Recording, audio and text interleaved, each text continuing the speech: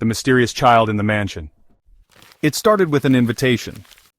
Eleanor had inherited an old mansion from a distant relative she barely knew. Nestled deep within the woods, the house had been abandoned for decades.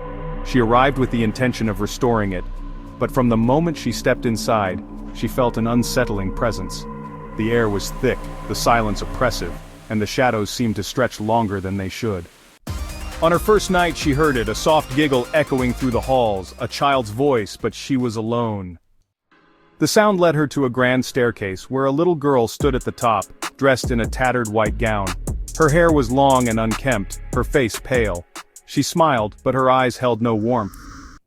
"Who are you?" Eleanor asked, her voice trembling. The girl replied, "You don't remember me?" Should I?" Eleanor stammered, feeling a chill run down her spine. The girl giggled again and turned, vanishing into the darkness. Over the next few days the child appeared more often, watching Eleanor from doorways, running past mirrors, whispering in the dead of night. Eleanor tried to convince herself she was imagining things, but then she found the doll. It was old, covered in dust, sitting in a locked room she hadn't opened. When she touched it, a memory surfaced, faint, blurred, a flash of laughter, a hand holding hers, a promise made long ago. Eleanor woke up gasping. She had to know the truth.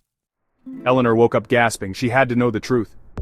Digging through old records, she found a tragedy buried in history. Decades ago, a young girl had lived in the mansion, a girl named Margaret. She had vanished under mysterious circumstances. Some said she fell into a hidden basement. Some whispered that she had been locked away, and Eleanor had known her. Realization dawned, horror consuming her. She had been here before, as a child, and she had left Margaret behind.